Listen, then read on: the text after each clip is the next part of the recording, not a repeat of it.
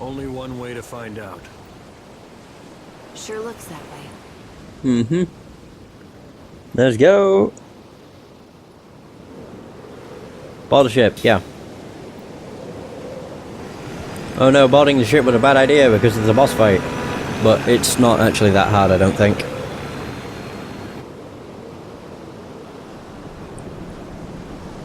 Kaim Argonar, AABDEEAD. Wow. Our magic attack is terrible.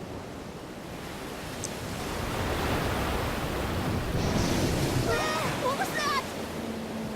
That was creepy. We're surrounded. What? Maybe they're a welcome party. What the hell are these?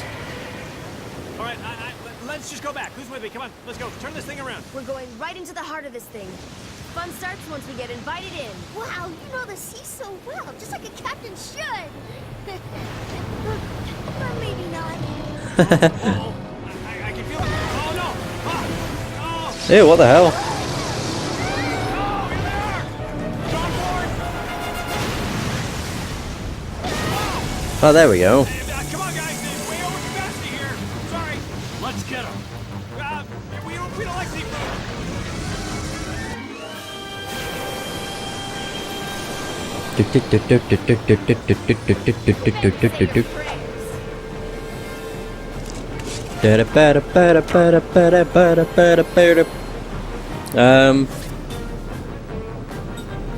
Okay, so there's 3 of these, which means they have 620 health each.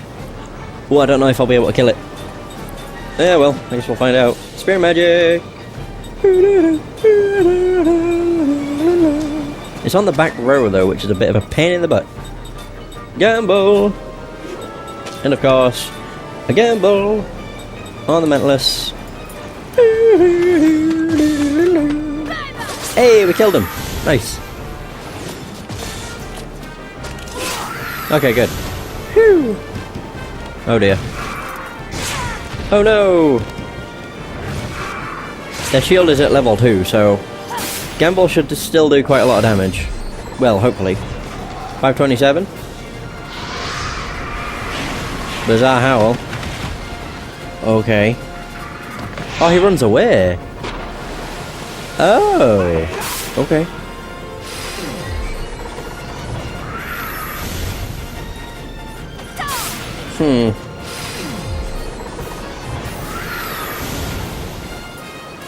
I was about to say, can the Mentalist reappear, please? Everybody attack!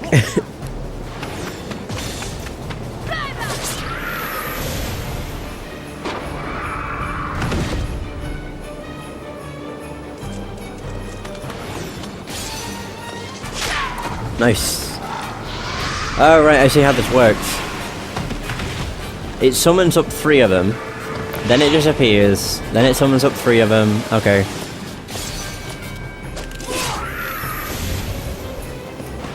I know they're not gonna do much. Oh yeah! Like I said, if they managed to kill one, that was pretty awesome. Right. I have no idea what the hell they could use. Just hope that Gamble hits.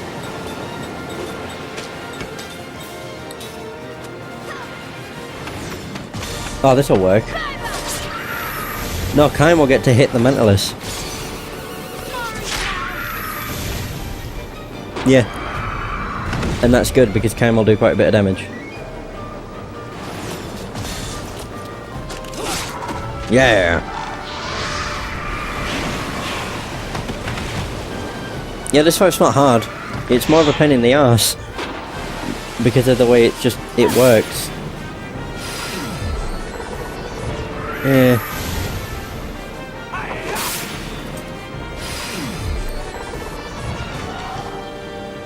Oh, that failed.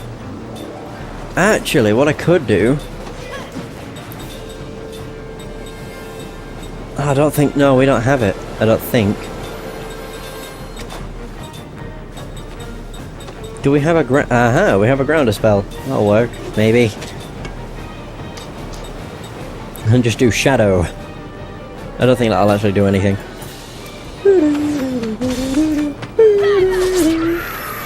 Oh no, Ming goes before Jensen. Son of a bitch.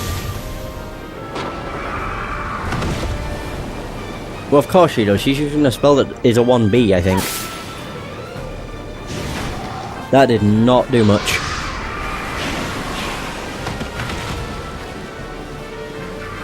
On the plus side,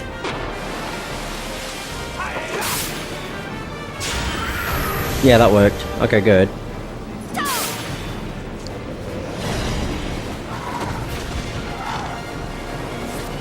Right, attack, and attack. Defend.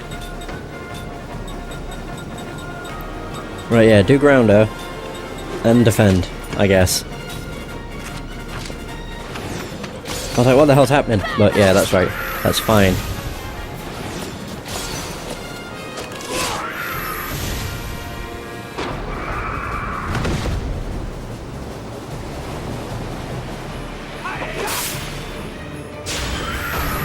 There we go. All done. Ba-ba-ba-ba-na-na-na. Beast hide rasp and a bug's stomach. And we got 6 grand. Holy balls. That's a lot.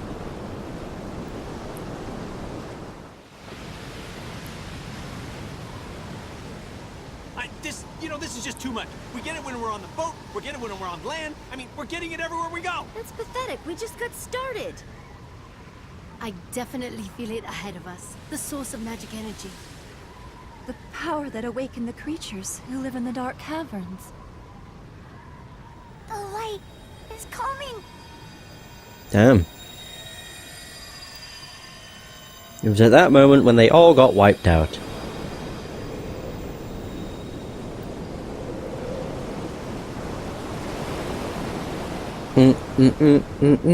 Oh! Oh, yeah!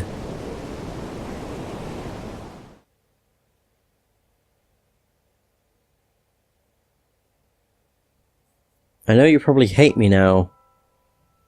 Anira? Is that what I called it? I can't remember. Or perhaps, as the descendant of the noble white-winged clan, you harbour no such vulgar emotions as hatred. Kind and gentle as you are, perhaps you have forgiven me, perhaps you have accepted what I did, and now you pity me for being trapped in the prison of solitude again. So this is Seth's dream, part 2.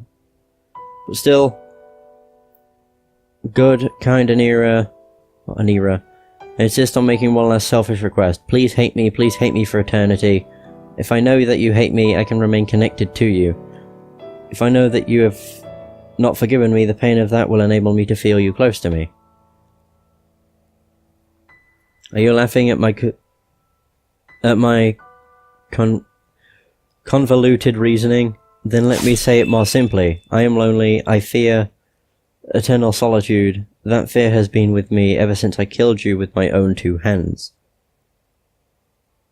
900 years have passed since we first met. Ah! In the conventional way, I took a husband. Even more conventionally, I gave birth to a son. Soon after naming the baby said, my husband died in an epidemic. At his bedside, of course, I cursed the fate that would not let me die. Had you not been with me, Anira, I would never have been able to find the strength to raise said by myself. You've said to me there is no greater joy than for a child to be born and to grow up healthy. Fitting words from you, sole survivor of the White-Winged clan. You also said to me, you will be alright, Seth. You are no longer alone, now you have said. You will never be alone as long as he is with you. I nodded to you in tearful recognition of the truth of your words. And you went on with some embarrassment. Leaf said to me, I will train him to be a full-fledged man of the sea. If anyone should dare to threaten him, I will protect him with my life. How kind you were, Anira. How truly kind. Even now I can recall the carefree smile on your face when you were playing with Ced. He was such a frail little boy, but you steeled your heart to train him sternly, and on those days, when he had cried himself to sleep, I often caught you in profile watching him in sleep. Your face suffused or suffused with ineffable gentleness. How glad I am, Anira, that fate brought us together. In my endlessly long life, I can declare without hesitation that you were my finest companion. So why, Anira, did events play out the way they did? To this day, I have no idea why. Do you? Did you know why those things were happening to you? This is what I would like to know. All the more so because I can no longer learn the answer. I desperately want to know it. It happened 30 years ago. I said goodbye to you instead and made my way to the Tower of Mirrors, for the memory had come back to me, the mission on which I had come to this world, the task I had been sent here to accomplish, and the reason I possessed memories of 1,000 years spent in this world. I was a pirate who prized freedom above all, and what I enjoyed most of all was living wildly on the open sea. Exactly why I was so drawn to freedom, I myself did not know. But that was when I learned, deep in the heart of one who desires freedom lies the pain of freedom denied. Anira, oh, it was you, Anira, who first taught me the expression prison of solitude. And it was true, I was trapped in a prison of solitude. Not simply, however, because I was confined in a cave on a desert island. For me, being in this world was itself a prison of solitude. When I came to realize this, I headed for the Tower of Mirrors, in order to return to the world I had come from. Nourished by my 1,000 years of memories of having lived in this world, I would return to the world where I belonged. In the Tower of Mirrors he was waiting, Gongora, the man with whom I was supposed to return to my original world. I had no way of knowing, however, that this was a trap that Gongora had set for me. I can never forget how he stood there spread-legged and defiant before the Tower of Mirrors, laughing that arrogant laugh of his. My stomach turned when I recall his hateful face, and my flesh creeps when I think of his cunning, fearsome trap. Gongora had no intention of returning to our former world. Instead, he hatched a fiendish plot to make himself ruler of this world, and anyone who resisted him he crushed without mercy. I was one of those who stood in his way. As soon as I learned of his evil design, I flew back to my pirate ship. Of course, such a monster could not be satisfied with merely waiting for me there. Knowing him, I felt a terrible foreboding. "Said, Anira!" I screamed as I leapt into the ship. In the next second I saw with a gasp that my foreboding had been correct. Oh god, both Said and you... Wait, what? Whoa. Both Said and you were there, Anira, on the deck. Said lay bleeding, and you... When you became aware of me and slowly turned in my direction, you had a strange gleam in your eye, and there was something in your mouth. It was Said's leg. You'd ripped it from his body. Whoa. Oh my. All sound faded. Said lay there in a sea of blood, his leg torn off, trying to cry out to me. I couldn't hear a thing. I could read in his sorrow-filled eyes, however, his plea. Don't blame Anira, it's not his fault. I'm sure I must have said something. What happened? Or perhaps, how did this happen? Or, calm down, Anira, or be strong, Said. But then again, I may have simply screamed, too rattled to produce coherent words. In any case, I could not hear my own voice. You were glaring at me, Anira, your eyes shone horribly. You were no longer the Anira I knew. You had been possessed by some wholly other being. Why, Anira, why? You spit out Said's leg and let it drop onto the deck, and then you came after me. Said's voice broke the silence when he shouted, "Stop!" Was he screaming at you, Anira, or at me to stop? The whole scene became enveloped in a white light. When I regained consciousness, I was lying on the deck. As I slowly opened my eyes and raised myself, I realized that my sword was gone. I had only an empty scabbard at my waist. I looked around with a shock, and there you were, Anira, lying on your back. My sword had plunged into your chest and stood there like a grave maker. Anira, I screamed and ran over to you. I started shaking you, but your eyes were shut tight. There was no sign they would ever open again. I shouted at you to come back to me. Then I shouted to Said. "Hurry, Said, come here, Anira is..." But there was no reply from Said. Having lost so much blood, he was unconscious. If only you had been merely unconscious, Anira. If only you had been badly wounded but alive. If only you could have started breathing again. But my sword had done its job to horrifying perfection. It had pierced your chest exactly where it needed to in order to take your life. I stared at your corpse, uncomprehendingly. Oh, Anira, lone survivor of the proud white-winged clan. Tell me, please tell me, what happened? Was I the one who killed you?